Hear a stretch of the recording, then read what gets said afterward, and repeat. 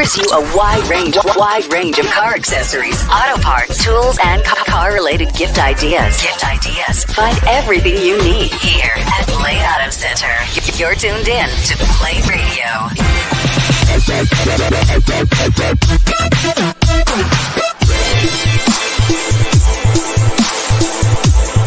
Blade Radio.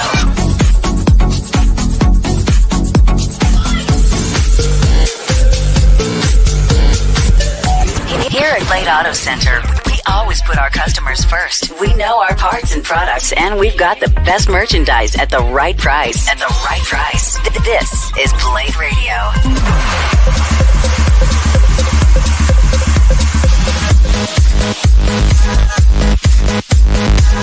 Blade Radio. Hey there guys, Saber here. Welcome back to Blade Radio. Here we're always pushing the pedal when it comes to bring you the best mix of driving music and high quality, value for money car products and services. You got Edge right here too, and you are absolutely right, Saber. It's all here under one roof. And what's more, our friendly and attentive staff is always on hand to give you expert advice on the latest car products available. Of course, Blade offers top industry brands like Sparco, 3M, Dub, Meguiar's, Pioneer, Mothers, Garment, and many more, all of course at a very reasonable price. We hope you enjoy your visit here at Blade Auto Center. Meanwhile, let's get right back to the music. Keep it here and always remember, if it's Blade, it's better.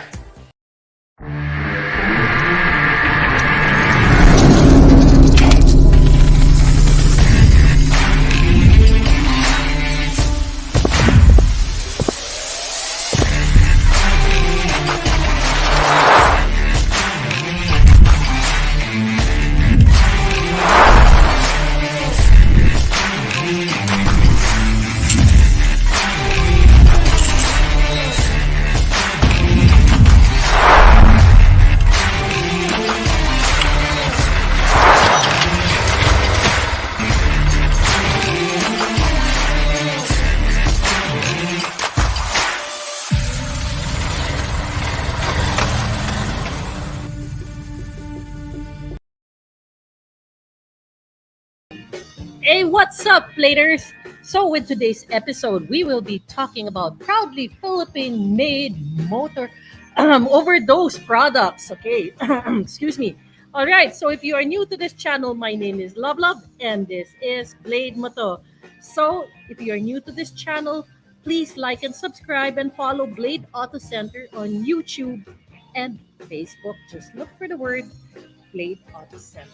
All right? And so without further ado, let's begin with Blade Moto. Blade Radio Live would like to thank the following sponsors. Dub Project, Hero Motorcycle Accessories, Micro Magic Premium Car Care, Sparco Racing Accessories,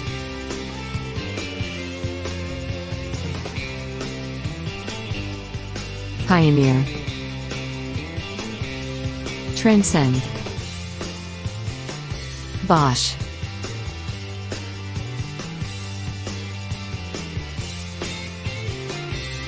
Virtua, Type S. If you like the programs at Blade Radio, please support our sponsors. And now, let's get back to our regular program. Thank you very much, Blade sponsors. And once again, Bladers, don't forget to like, share, and subscribe to our social media channels. That is Facebook, Instagram, and YouTube. Just look for the keywords Blade Auto Center. Okie dokie. And Blade Auto Center always makes it a point to make your shopping hassle-free. That's right. And you can find Blade at GrabMart. GrabMart, yeah. So you just simply download the Grab app and follow the 4 easy steps that you see on screen right now. Okay? Plain and simple, di ba? Just download the Grab app, then look for Blade at the GrabMart. Okay, so excuse me. So again, don't forget to like, share, and subscribe to our social media channels. That is Facebook, Instagram, and YouTube. Just look for the keywords Blade Auto Center. Okay. And guess what? Blade Auto Center is not just for cars and motorcycles. They also have stuffies for your pets. Yes, they do have stuffies for your pets, but it's in a different website. And just simply check out the website of petshop.ph. Yep. Petshop.ph is also by Blade. All right, so there you can see it on our screen. The official website of petshop.ph, which is also available in Shopee and Lazada. Yep. And one of the few items I have here from petshop.ph. Okay, here you go. We have the organic shampoos for cats and dogs. Yes, made out of all natural ingredients. And guess what? It is hypoallergenic, so very safe for the sensitive skins of your cats and dogs. And these are all available at petshop.ph. Okay, I only have a few items with me right now because I believe they're all sold out already here in Blade Auto Center where I am right now. However, since they were able to bring up a few items here, yeah, one of them is this one. Cat Cuisine Cat Food. Yes, okay, so this is also available at petshop.ph, which also has different flavors. They come also in different sizes. Okay, the prices are all there at the website, so please check out petshop.ph. Of course, they also have dog food. Okay, so nagkataon lang that the cat food is the only one left here with me. So meron silang dog food also. Not only for cleaning stuffies for your pets and food for your pets, they also have items for your pets with mobility issues. Okay, and here we go for your handicapped pets with or pets with toilet issues. Petshop.ph actually has pet diapers. Yeah, here you go, pet diapers. So this one is for dogs. I'm sure they have also for cats. Like I said earlier, please check out the official website of petshop.ph so you can see the different kinds of diapers that they have for your pets. No, of course, diapers will come in different sizes. So check out petshop.ph. And like I said, aside from the official website, it is also available in Shopee and Lazada. However, if you are out in the malls, petshop.ph is also available at 4 Clipper branches. Okay, that is Festival Mall Alabang, Harbor Point Subic Bay, Marquee Mall Angeles City Pampanga, and Feliz Mall Marikina City. Okay, so there you have it. Always remember, for your pet needs, visit petshop.ph. Okay, so we shall pause for a commercial break and we'll be back. So please stay tuned, ladies.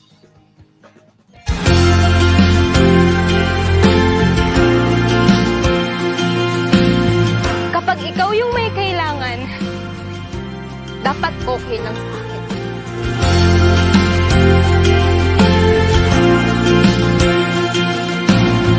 Pero kapag ako yung may kailangan sa'yo, ayaw mo akong pagbigyan.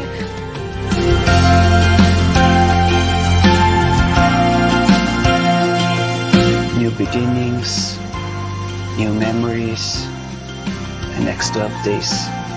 Pinakamatagal na 12 days.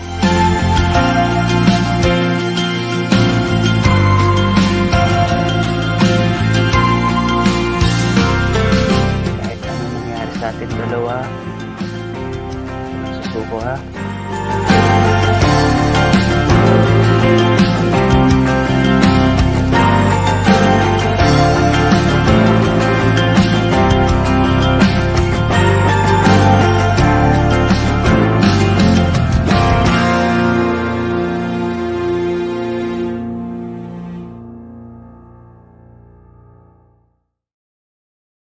Right, so there you have it. The next 12 days, pwedeng panuorin yan sa YouTube channel ng Blade Auto Center. Libreng-libre po yan. So, just subscribe to Blade Auto Center para mapanood nyo yung the next 12 days. Starring Akihiro Blanco, Mary Joy Apostol, and it is directed by Direct CJ Santos. Okay.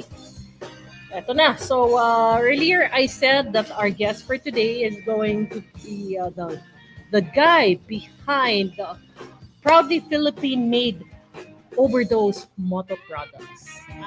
Actually, sikat na sikat tong guy na to in the motorcycle community because he makes world-class quality motorcycle products, and at the same time he can customize motorcycle apparels as well, no? So sa mga namomroblema sa sa size ng mga apparels just like me, well, here's the man behind OverDose MotoProducts. Allow me to introduce my guest for today. All right, it's Mark Lloyd De Vera of OverDose MotoProducts. So welcome aboard, Mark. Hi. Hi there. Ayan, Hi. OverDose yung name niya. Actually, pati yung mga technicians namin dito nasa-shock na, ma'am, talagang yan ba ang pangalan niya? OverDose. Alright. Doon na kasi nakilala eh. Again, Mark, and okay. Pakilala mo naman ang sarili mo. Sino ka ba? Sino ba tong si OverDose na to? Yon. So, guys, again, my name is Mark. Doon sa mga nakakilala sa akin from before, but mostly people now, they know me by my nickname, OverDose, which started during the MCP days. Yan, no? Kasi we had to have handle names before. So, OverDose. So now, sometimes kahit sa public or sa kalsada, ang tawag nila sa akin, "Uy, OverDose, kamusta?" So, let's just stick with that kasi doon na nila nakilala, di ba? Hayaan mo na yung ano. But yeah. So, my real name is Mark. Actually, sa Facebook, yung nakita nyo yung Lloyd. Kasi apparently marami akong kapangalan na Mark Lloyd. So, Lloyd yung tinanggap. Di ba? Those kind of restrictions in Facebook. And then I started the OverDose MotoProducts way back in 2008. Basically because parang nakita ko before, totoo naman, very limited yung access ng local riders sa mga a bit more affordable products. So there were actually existing shops na, but syempre because there were little brands pa na dumarating sa Philippines, yung options mo for the price range mostly nandun sa medyo mataas. So we decided to manufacture locally jackets and bags. To be honest, when we started, we were also learning. So if for those guys who have seen the products, yung mga first generation, malayong-malayo na talaga yung narating natin from now. And that's part of business, learning. So the important thing is you keep growing, you keep taking in the feedback, and using it constructively to improve yung next series of products na nailalabas. So from 2008 till now, we have grown our product line to maybe around 15 to 20 bags. Ipakita ko mamaya. And then jackets, actually, it has grown before to 15 and then we trimmed it down to around 5 muna kasi we wanted to cater, like you mentioned, to the unique sizes. So usually, imported jackets would bring in medium up to size XL. So very limited yung sizes na available.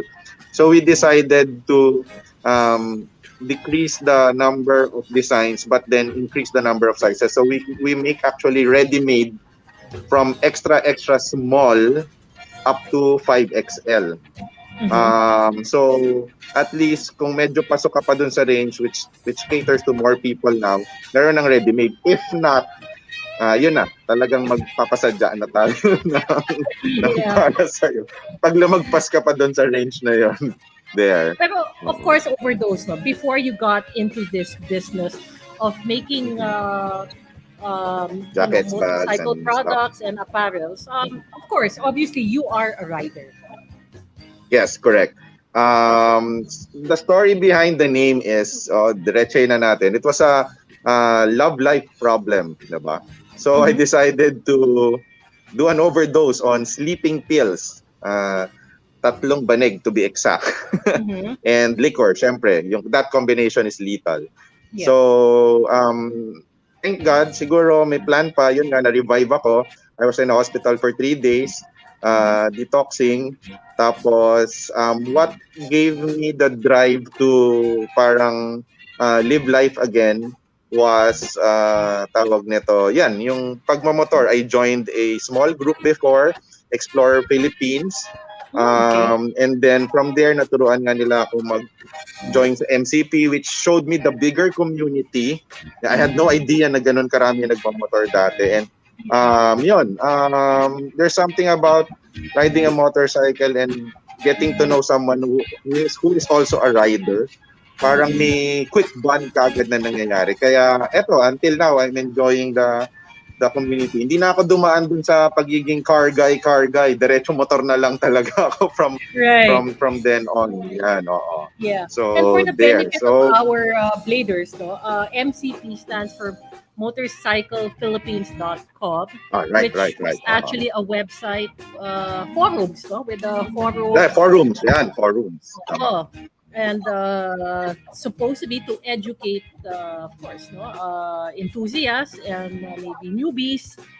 Of course, yun na nga, we just have. It's not that but I think I don't know if it was a requirement in that time, no, during the peak. Yeah, it wasn't a requirement naman.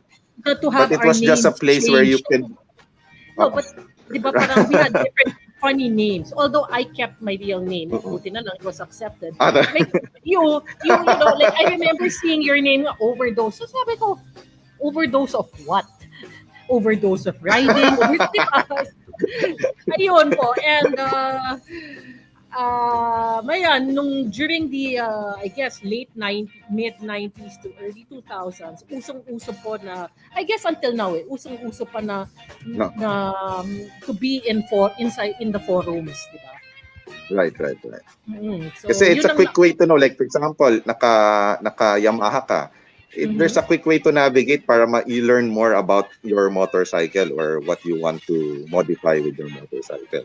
That's right. And during that time, obviously, wala pang Facebook, maybe wala pang Friendster, or ano ba yan, MySpace, or whatever social media. Yun lang ang social media. Kasabay yung Friendster. Yeah. So, if you needed to look for a group or something, everyone would go to motorcyclephilippines.com, diba? That's where you find your groups, friends, and of course, like I said earlier, education about riding. It was all there. Right. But of course, meron din naman the lighter side of the forums, may mga off topics, which was one of my favorite forums. Yeah, tsaka even before with the forum, sabi ko nga there were trolls then, di ba? There was but I don't know, parang it felt like kasi when the community was called together to do something, like for example, a donation for the kids, ganyan, medyo unified talaga, no? It was easier to talk to the presidents of the clubs back then. Siguro dahil mas konti pa. Kaya talaga sobrang laki lang ng community. It's kind of difficult to have a cohesive discussion. Kasi nga, hindi mo na maabot yung ibang mga groups dahil sobra na yung dami nung number talaga ng nagmumotor lang. Just That's pure right. numbers yung talaga. Pero in fairness to the trolls, the bashers, and the haters, when it's a call for charity, for some reason, everyone unites as one. Right. Nawawala yung kung kalaban mo siya dun sa keyboard pagdating sa charity, nandun sila participating. Yeah, that's what I miss about it actually. Yeah. Ayan. So, eto na si Overdose. When naging rider, then eventually nga, you said earlier, nakita mo that there's a growing number of the motorcycle community. Right. It's nice of you to think about riders na who couldn't probably afford the expensive brands, or yung mga riders na walang size na katulad ko. And yun nga, Right, we right. created OverDose MotoProducts. Yeah. Ayun. So, kwento mo sa amin na yun na nga, yung what makes you say that your products or first generation back then was different already compared to now? Bakit? Well, sa jackets pa lang Mahina for... ba yung products mo noon? Pangit ba yung design ng products mo noon? How ba? Well, just being blunt about it, talagang kumpara now, pangit talaga yung noon. Like for example, the padding we used for jacket was literally the same material as yung slippers or chinelas, ganon. And then we would find a way to shape it, di ba? We even used a conventional oven to curve Yes. We had two molds na naka-curve, and then iipitin namin yung rubber just to make it shape into that curve para pumasok doon sa mga elbows and shoulders mo. But thank God one time nung medyo may pera-pera na, nakabili tayo ng mga imported, and then we dissected it. I have to admit, we dissected it. We tried to see which one we could do with the local technology. And then we invested in some machineries. So kung before isipin mo mano-manong ginugupit yung rubber, it would take us around 1 day to finish 5 sets of pads. And nandun lang kami nakadedicate, wala pa yung tahi. Ngayon, if you order 500 pads from us, baka 3 days na bigay na namin sa iyo. Kasi meron ng machine talaga to do it. Na-experience mo rin pala ang budget meals. Oh, yes. Kasi we really started from, ayun, gusto ko nga minsan sabihin rags to riches, pero di ba, hindi naman ako hypocrite. Medyo we came from an okay to do family naman. Pero ibig ko sabihin, the materials available back then and the technology we knew back then, siguro limited us from providing yung mga international quality products. But then siguro, while the others concentrated on just making local jackets, tumanggap kami ng repairs noon. Leather suit, nagpa-repair, sige, tanggapin natin. Tapos, mga imported na pants for repair. I remember from a couple of guys from Bagwis Makati, nagpa-repair ng mga BMW. Sige, tingnan natin yung itsura, ganon. So from there, we learned, diba? So even if we didn't charge much for the repair, may natutunan kami which is more valuable that we try to apply as long as, again, it's available locally or kaya natin gawin yung stitch or yung form locally para makopya natin yung international quality. Kasi bottom line is, we want to have products na proud kang suotin. Sabi ko, kahit anong ganda niyan, kung hindi mo nagustuhan yung itsura, ayaw mo. Okay. So, but the final trick now, I think, the key strategy we have is we are mixing both local production and internationally sourced products. So, syempre, kung nakuha mo yung materials from abroad and then dito yung production, medyo pati si China, nahirapan kang kopyahin. Kasi pag binigay mo sa kanila lahat ng system, like, sige, paggawa ko na lang sa China lahat from material sourcing to production, baka in 2 months time, may copy na yung product mo at half the price. Diba? Yeah, maybe, half the price, but quality-wise naman. Actually, to be honest, kung gustuhin nila, kaya nila. Remember, they made it for you entirely if you gave them that technology. But if you give them, like, kukunin mo nga lang sa kanila yung raw materials, they don't have any idea what you will do with the raw materials, how you will stitch it, or how you will put it together. Yun. Mas mawawala. Baka wala ka sa radar nila na kukopyahin nila. So, they'll probably copy other products na nagpapagawa sa kanila. Ganun. So, hindi nila alam na sikat yun dun sa country or something. Diba? Pero once na nagpagawa ka na doon ng full item, meaning complete from materials to finished product, there's really a slim chance na hindi ka nila kopyahin. It will happen. Yeah. Have you ever, maybe, have you ever kept your products from first generation up to now? Or parang like, meron na bang overdose museum? para makita how were your products before and now.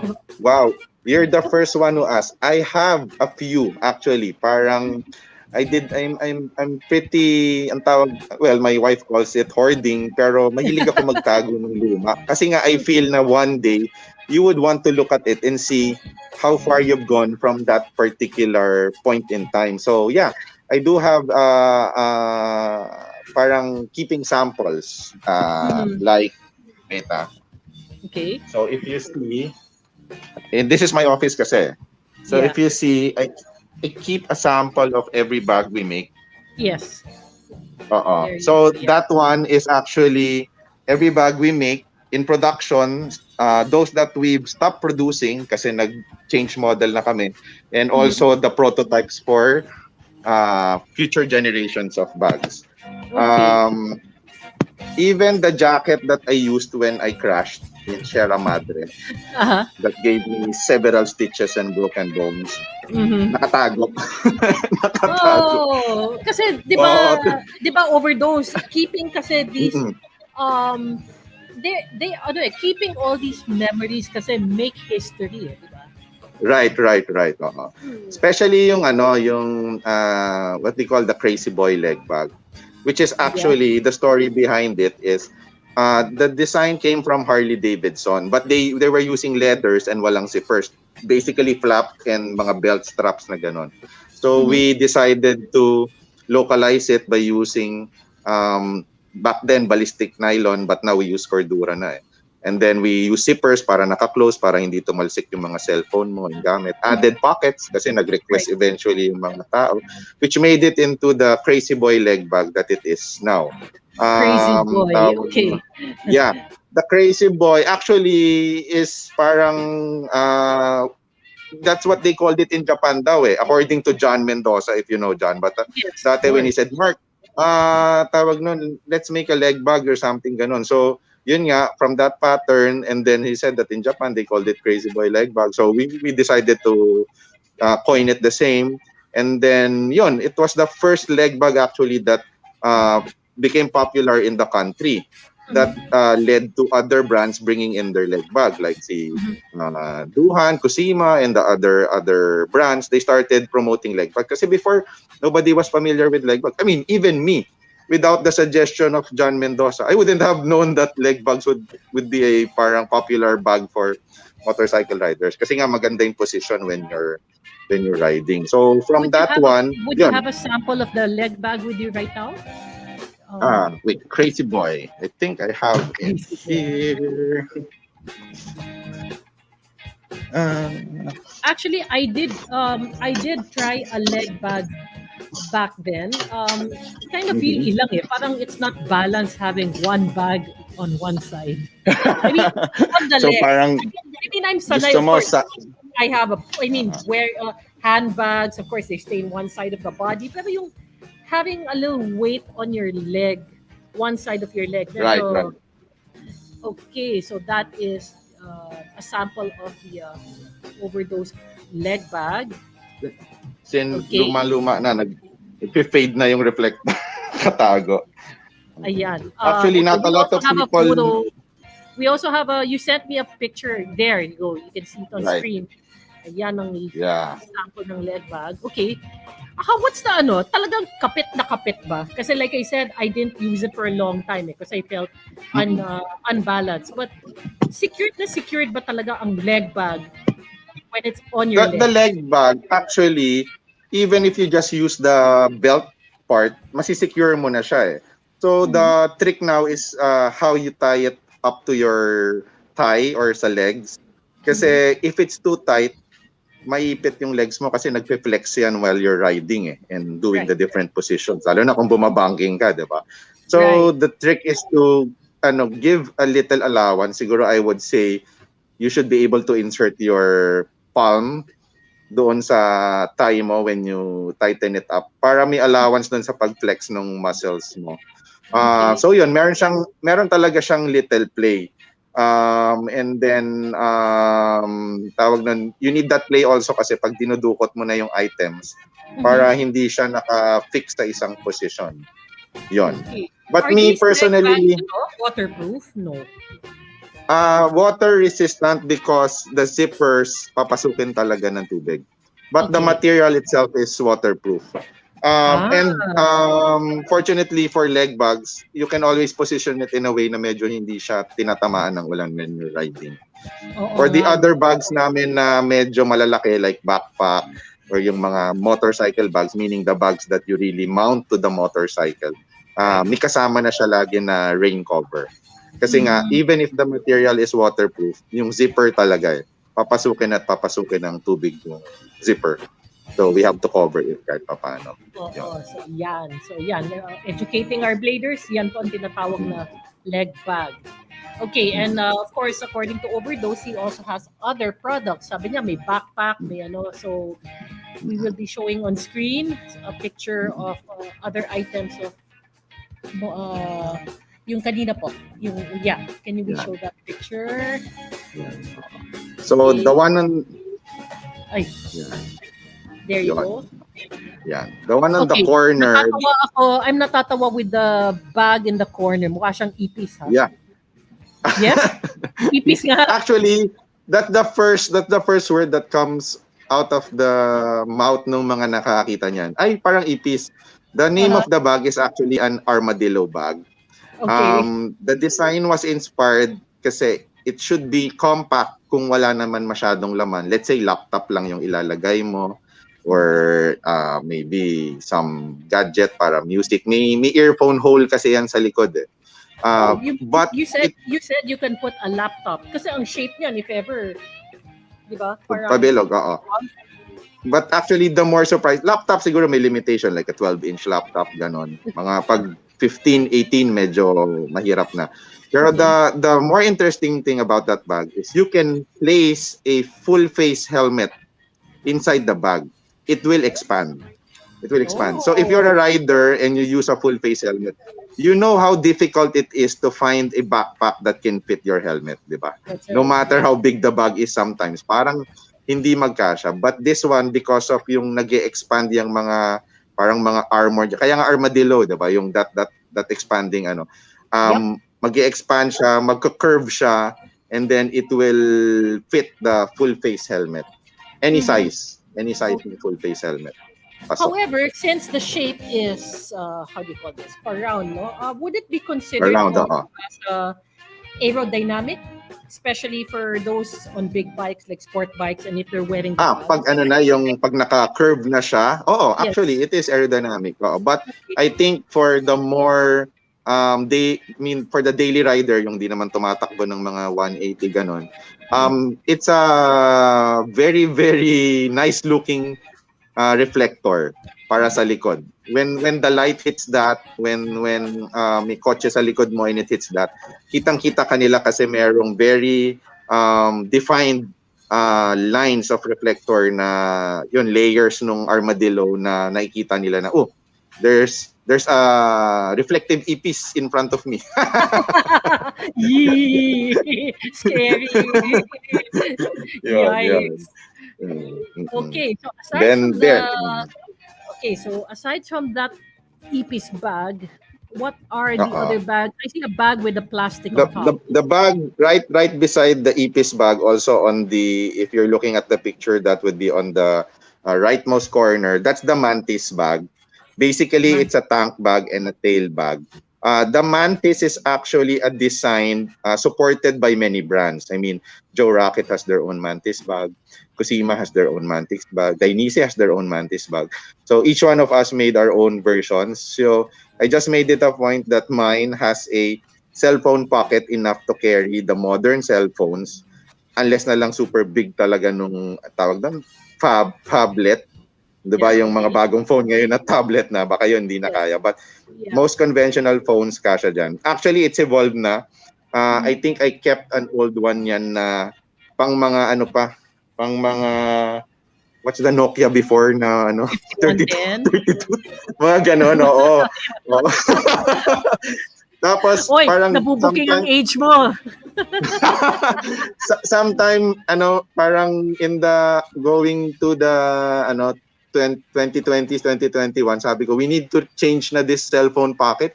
Hindi na kasya yung mga bagong cellphone, diba? Parang ganun. So we made it rectangular and then fit the new shapes. It's also the change we made. We noticed that most motorcycles now don't have a metallic tank, meaning yung tank nila is plastic or AD plastic, diba? Oo. So hindi na gumagana yung mga magnetic tank bag.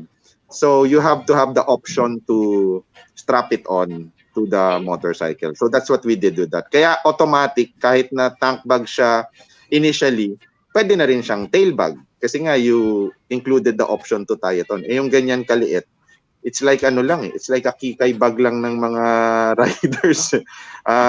Tawag nito. They could put it in on the tail. Kahit yung tail mo sin sexy ng mga KTM, saktong-sakto. Susundan niya talaga yung shape ng buntot. So, gwapo pa rin tingnan, kumbaga. Para ka lang what do you call that? Yung cover sa mga likod na upuan. Sport rear seat cover, parang ganon. Okay, the cowling. Yeah, tama. Mga racing cowl, yeah. So, it just looks like a cowl para doon sa upuan mo. But you said it has a magnet as well? Did you say? What I did so that the bags can be more affordable. I mean, if most of the motorcycle riders going to me don't have a metallic tank naman, so magiging walang use yung magnet, no? To be honest, the magnet is around $2 each. Yes. So hindi rin mura, no? So if it's the magnetic type, isn't that going to affect the some metal parts of the motorcycle? No, such as of course, let's say metal fuel tanks, and I think some of the fuel pumps, are inside the tank. I mean, pag may magnet, isn't it going to affect? Yeah. To be honest, hindi ko na naabutan na minadamage siya, no? Kasi nga we shifted to the strap system as early as 2016 kasi most nga motorcycles don't have but yeah, if there's something there that's lalo na yung mga medyo electronically driven measurements, ma-affect talaga siya ng magnet. The magnets you put in those bags are so strong, if you put it against your cell phone, say goodbye to your cell phone. Ganun siya ka. Okay. So I guess maganda na rin na yun nga. We offered the strap version para yun. It's a bit more safe nga. Tama ka because it will not affect any. Lalo na yung mga fly-by-wire. Let's say medyo modern yung bike mo, no? Wala nang mga connections, no? Puro na lang, no? Sensor, no? Medyo maapektuhan talaga siya. I think they call it neodyme magnets. Those are very strong. If you had two of them, the same size as a person, it will squash you. Oh, okay. Okay. It's that strong, yes. And the other bags pa you have aside what are the other bags? So you'll see there mga the belt bags, of course. And then we also before I was hesitant to do chest bag. I felt it was that's the armadillo bag na naka-shape na. There. No, let's go back to the previous picture, yung madaming bags. I want OverDose to identify yun. Nasaan na yun? Buti na lang nag-review ako. Yeah. Okay, so the one naman, wait ha. Okay, the one furthest the furthest left, lower left. So it looks like it has a parang a window, a see-through window. That's actually we call it the smart leg bag because it can accommodate smartphones and you can touch the screen of the phone even if the phone is inside the leg bag. The idea is you can quickly check if pinauwi ka na ng asawa mo or hindi. Kitang-kita. You look at your wait. Oo, yun na. Yun na yung pinaka-pampabilis ng motor. Nothing can make you run faster than your wife texting you to go. And you can reply agad kasi you can like you said nga, Yes, right, may oo. plastic yan. So walang no excuses na hindi ako maka-reply Right. kasi hindi ako maka-text. Right. Yun. So basically that's it. But it's also basically it's a variation of the leg bag. And then in between the Mantis and the Smart leg bag, that's the belt bag version 2. So basically it's a belt bag that's just the right size, not too big, not too small. Can accommodate a lot of items. Has one main pocket, secondary smaller pocket, and two I would call key pockets or coin pockets on the side. So very basic but very useful. But it became popular because the demo we did on that bag is me with my present weight and actually some girls with lower weight. You can actually hold both ends of the belt bag strap. So one person holding the other end and the other person holding the other end. And you can literally stand on the bag. Okay. So that's how strong it is, diba? So I mean, you won't go to the extent naman na lagyan siya ng ganong weight, but yeah. So if you use it properly, actually, I don't know if you guys are familiar with the baby carrier. It's like a belt bag na cushion lang. You can actually put a baby on top of it to support the weight of the baby. Para ka na lang, hawak ng onti dun sa baby. I also use belt bags to actually help me carry heavy things. Para hindi yung kamay ko lang yung nagbubuhat. There's a support on my waist, or if sometimes ngayon belt bags are used over the shoulder, di ba? That's how they wear it. So you can if you have a sturdy belt bag like that, it can help you support yung mga heavy na binubuhat. Like sometimes I deliver 2 boxes of oil, so I would carry it with the help of the belt bag na nakasabit sa shoulder ko para hindi lang yung kamay ko yung nagbubuhat ng ano. Yeah. I did However, videos you on know some what? of demos nandun yan sa mga page. I have one of your previous model belt bags. But the shape is not like that. I think parang semi-watermelon shape siya. And when you open it, it looks like That's lalagyan the ng tools.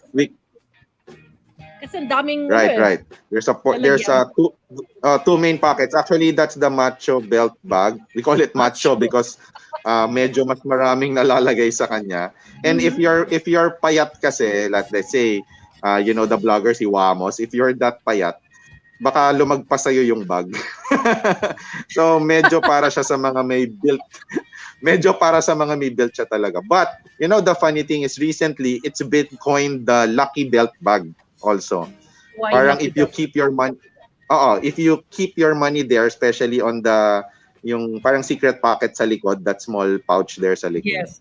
Dumadami daw yung pera nila. So some of the mga Chinese na mga negosyante dun sa Quiapo and TV, they're wearing it na, and then some of the online seller and shop owners, they're wearing it na kasi nga swerte daw na belt bag. Sabi ko, not bad if makita na swerte. Kasi I think I should transfer all my Kikay stuffies in the different lalagyan. Kaya siguro hindi ako sineswerte. Put the money on the pouch daw dun sa likod. Tama.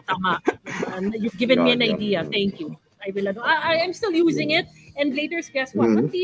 What year? Tagal na nun. Inside racing days pa ata nun eh. So, how long? Oo. I mean, I can vouch for it. Matibay. Yes, and yes. Maraming ang lalagyan. Actually, for guys na who travel light, kasyang-kasya ang overnight stuffies ng mga guys in that belt bag. Of course, in my case, being a girl, I'm not a light, I don't pack light, so hindi pwede sa akin overnight yung bag na yun. But for lalagyan, pang pakikay stuffies, yes, tamang-tama si bag. And a few basic tools.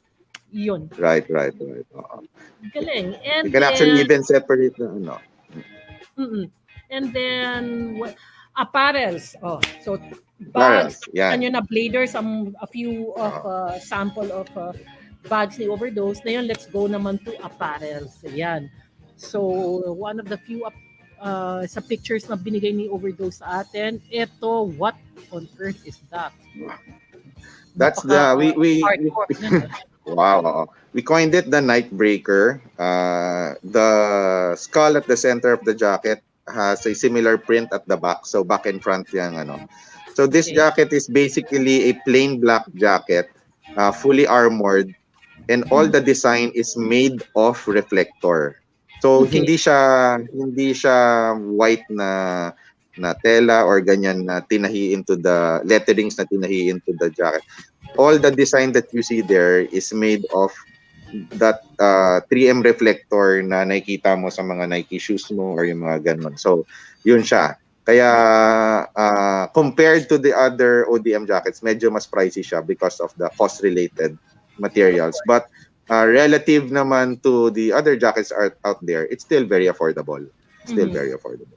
Ayan. Okay, so bladers, nakikita nyo sa picture, it is not just white print. Ayan, no? That's Naggo-glow reflective talaga. Yes, so that means reflectors, ano po siya.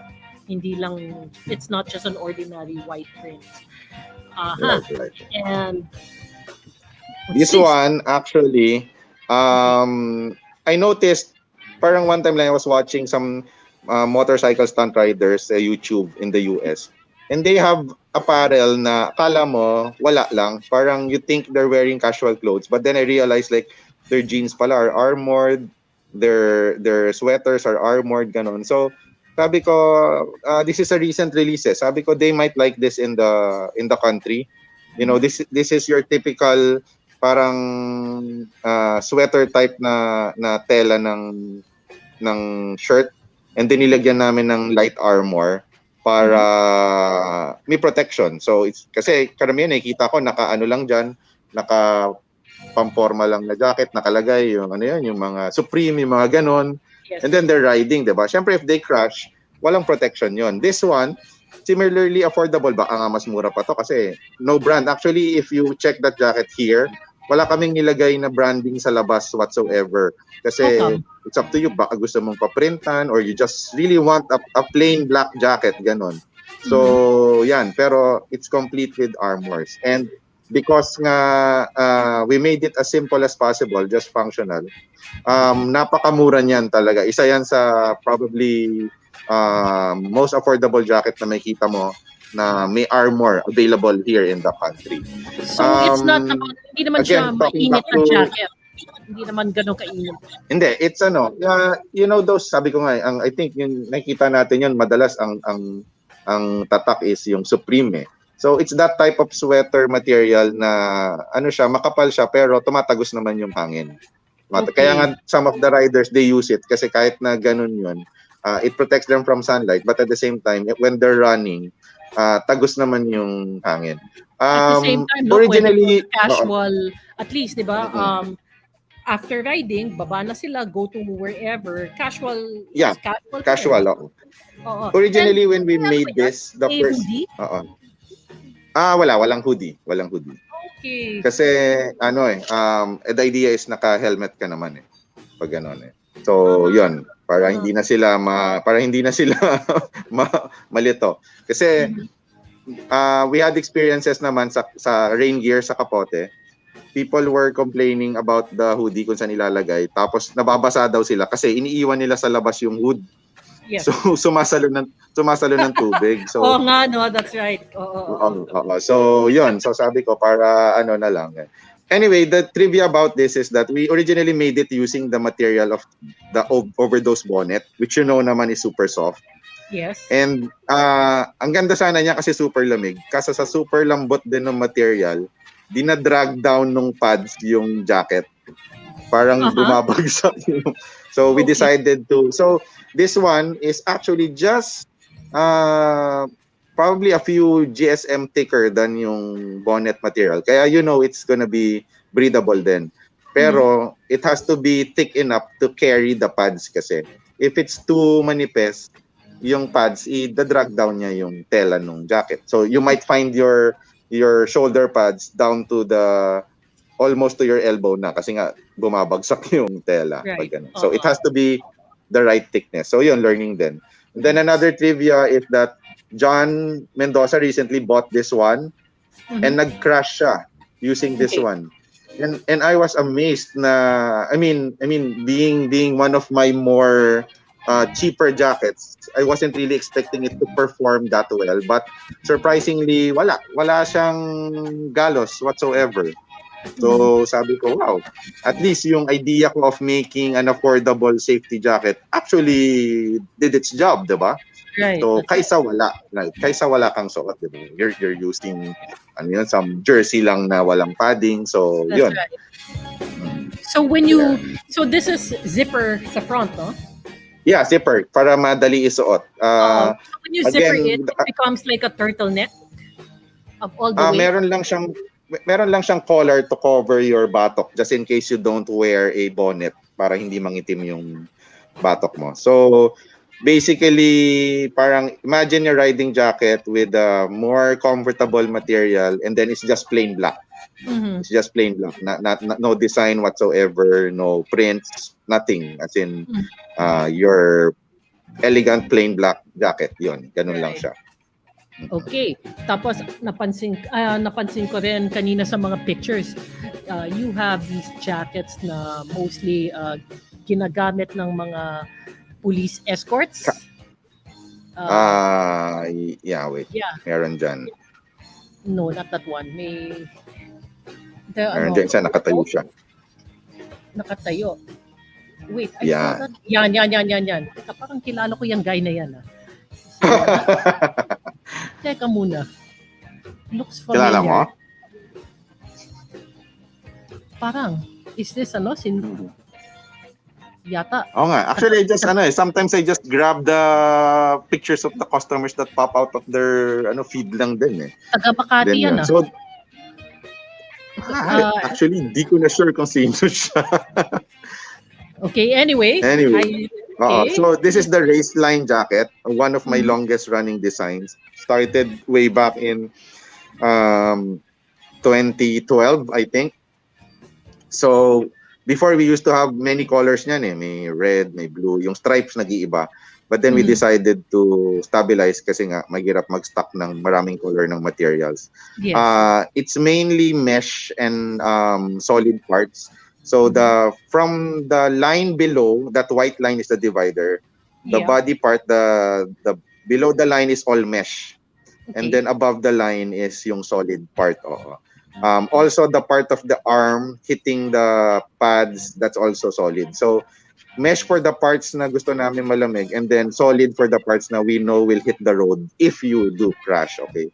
So most of the time, yung mga escorts like from Sandigan Bayan, from ito na yung nakagustuhan nila because this was one of my early affordable jackets eh. Okay. So this has become their pick. So even MMDAs, they get this, ganyan. Yes. And then recently yung mga some VIP details, ito din yung kinuha.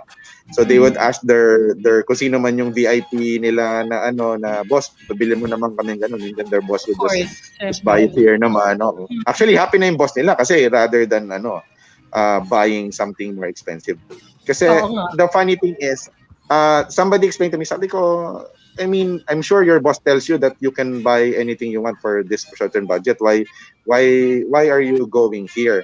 They said that sometimes they get the branded, but it's too heavy for them, for their comfort level. It's parang hindi sila sanay nung ganun kakapal. That it comes to a point na tinatanggal pa nila yung pads. Di sabi ko, kung tinanggal niyo bumili kayo example ng imported jacket, tinanggal niya yung pads. Nawalan ng silbi yung So, kunin nyo na nga lang po to kasi kung ang habol nyo is magaang and medyo pang Pilipinas yung yung ventilation niya, maybe this one is the right for you. At least hindi nyo tatanggalin po yung pads kasi, 'di ba? I mean, comfortable kayo riding in it, 'di ba?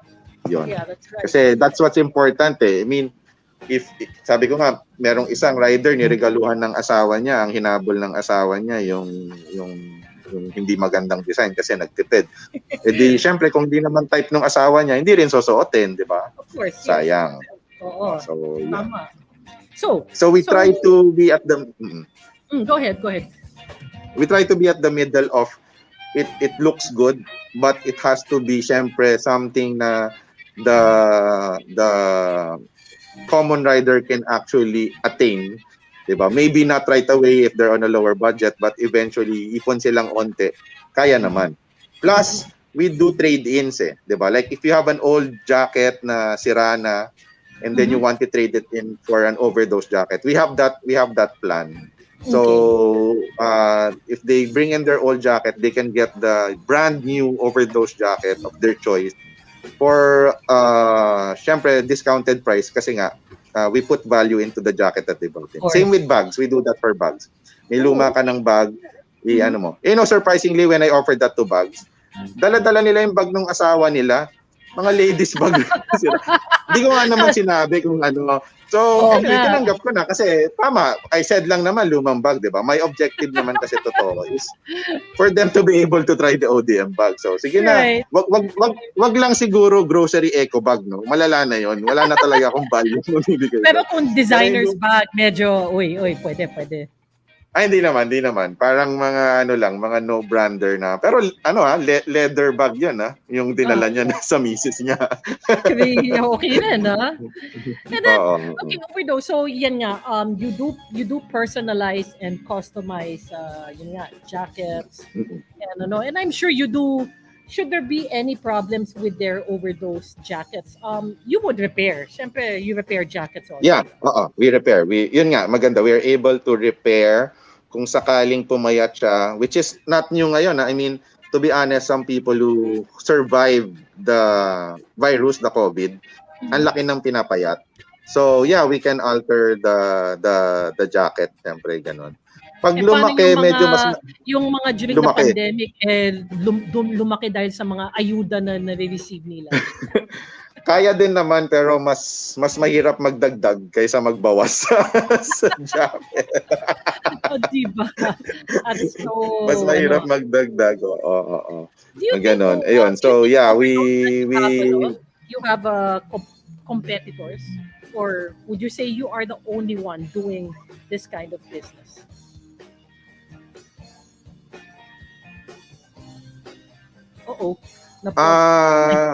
I think there are a few who manufacture actually like bags. I know there are 1 or 2 brands that I'm seeing out there. The jackets, most of them kasi concentrated on parang group jackets. Ganon yung, okay, there's a group of you, 10 will make jackets for you, ganon. Kami siguro yung nag-design na we'll do it ready-made, RTW. And then we nag-risk kami nga na gumawa ng mga sizes that are not commonly made. Like 3XL, 4XL, 5XL. Kasi syempre, more sizes ka mag-stock, that's a bigger inventory to maintain. It is more costly, to be honest. Sa bag, I guess, mas maraming willing mag-try mag-manufacture ng bags ready-made because there's no sizes, diba? You just make a design and then you make a certain quantity. Yun na yun. Lalo na kung yung bag mo is, for example, belt bag. It doesn't matter kung anong size ka or anong motor ka. You will use the belt bag. So, the inventory for bags is safer. Yun, we're just lucky that we were able to start this years ahead of others. So, yung learnings namin siguro mas napaaga, allowing us to do this kind of output na nagagawa namin ngayon. I mean, in terms of quantity, in terms of quality, yon. And actually, we're offering our bag designs to people who want to make their brand. Like for example, there's a person who's interested in one of our belt bags, diba? Yeah. We can produce a batch for him na naka-logo for him para he can still rely on the quality that people have known na galing sa amin, but now it's his branding that's coming out. That's okay for us. Sanay naman kami sa ganun. Okay. And how was your business affected nung nag-pandemic? Bleeding. Until now, bleeding. Seriously? Again, swerte. Yes, seriously. Tawag nito, it affected kasi there's less people now able to freely go out and ride anywhere they want to. So, and then nawala na yung mga tambay nights ng mga certain groups, di ba? Like for example, Aerox Riders Club or NMAX Riders Club, whatever group of motorcycles they have, nawala kasi syempre bawal eh. So, kung walang tambay, aminin natin wala yung, oy, ano yung binili mo sa motor mo? Ganda niya na. Or ano yung gear na binili mo? So, doon nabawasan yung tawag na to, interest ng tao to buy. Sabi ko nga I don't think it's about I mean, yeah, most people naghirap, but if you're thinking your business has suffered because wala nang pambili yung Pilipino, it's wrong to say din eh. I mean, I find it hard to believe that all Filipinos na wala nang pambili. It's just that nag-iba yung nila, yung priorities. Yan, nag-iba yung priorities.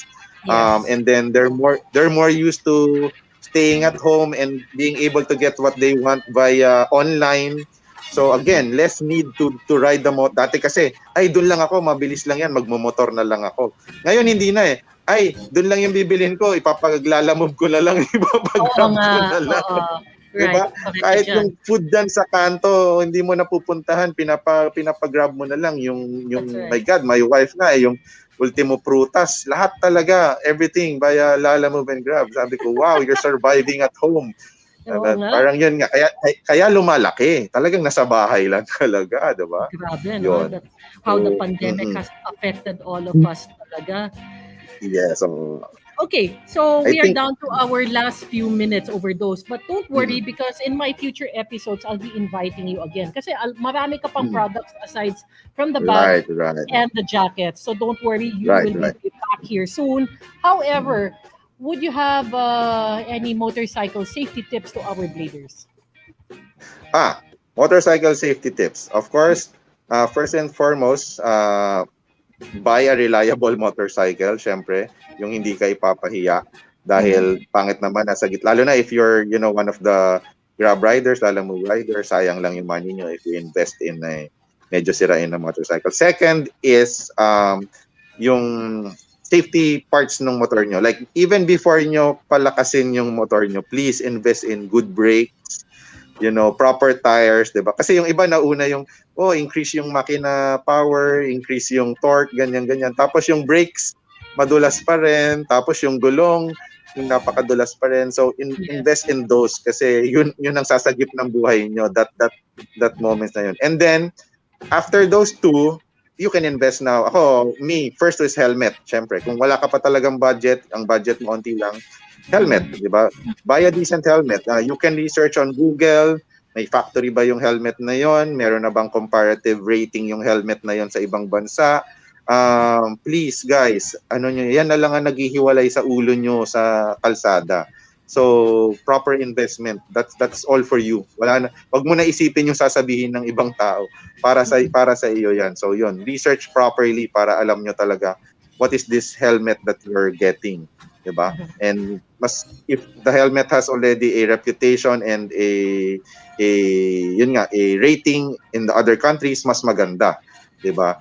If not, do the proper research lang. At least man lang may sariling factory na doing their crash test and quality test, di ba? Kasi mahirap yung mga parang pinari-manufacture lang kasi wala silang mga rigid testing na facility na pinatutunan. Yun lang. So, not brand related, just the quality. Yun ang quality. Yan. And last but not the least, where can they find OverDose? Yon. So, we are located at Scout Chotoco, okay? Siguro, the quickest way para sa mga iba malaman nyo, it's that street in between St. Peter Funeral and Pegasus. Yan. So, if you know Quezon Avenue, Pegasus, yan, which I know most of you guys do, in between Pegasus and St. Peter, there's that main road that's called Scout Chotoco.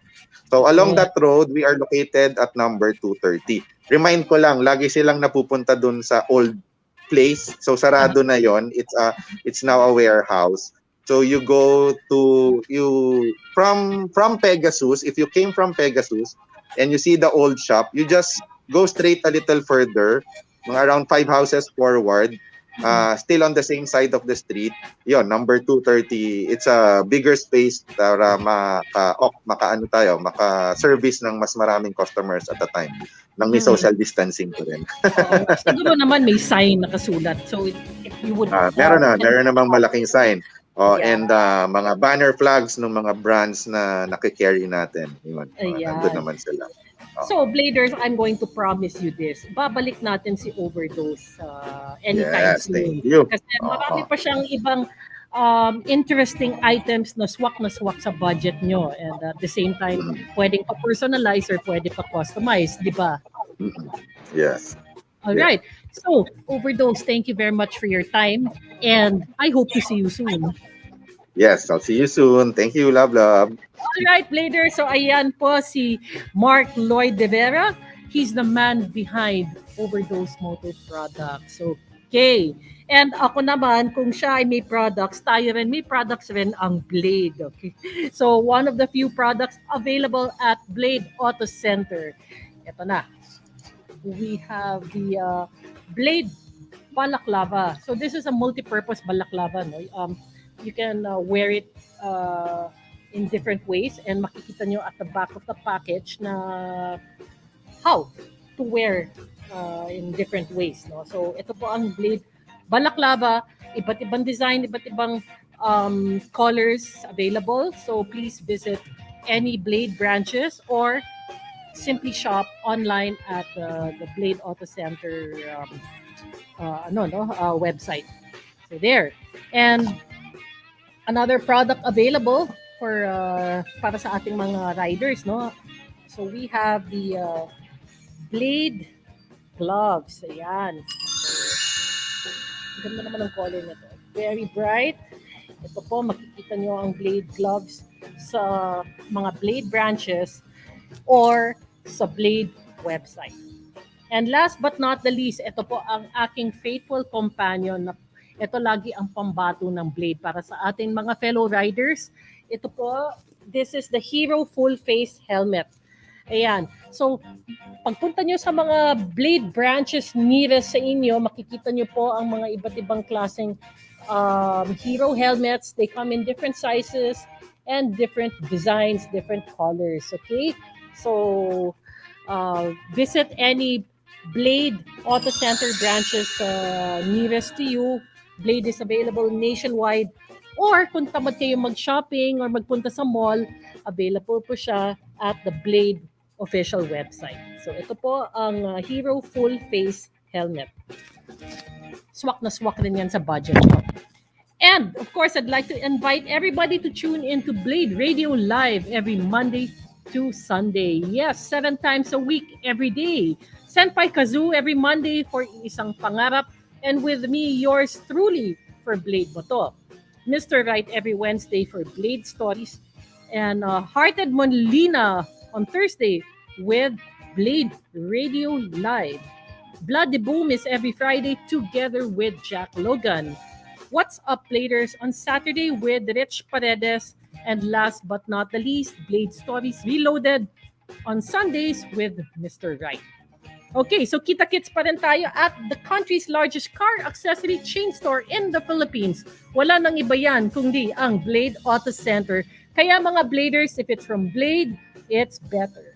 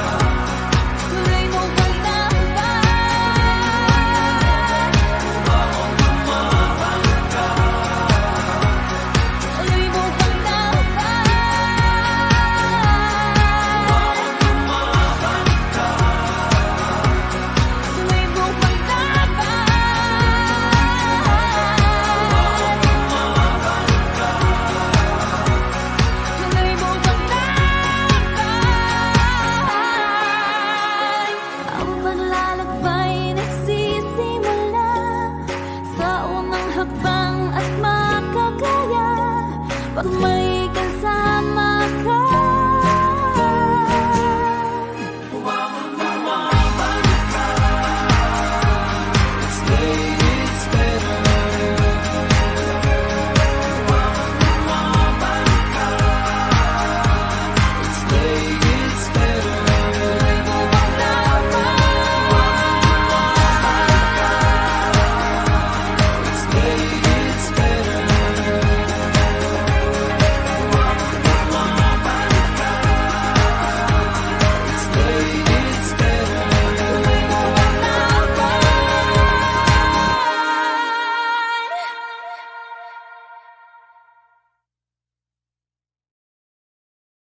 Hey there guys, Saber here. Welcome back to Blade Radio. Here we're always pushing the pedal when it comes to bringing you the best mix of driving music and high quality, value for money car products and services. You got Edge right here too, and you are absolutely right, Saber. It's all here under one roof. And what's more, our friendly and attentive staff is always on hand to give you expert advice on the latest car products available. Of course, Blade offers top industry brands like Sparco, 3M, Dub, Meguiar's, Pioneer, Mothers, Garment, and many more, all of course at a very reasonable price.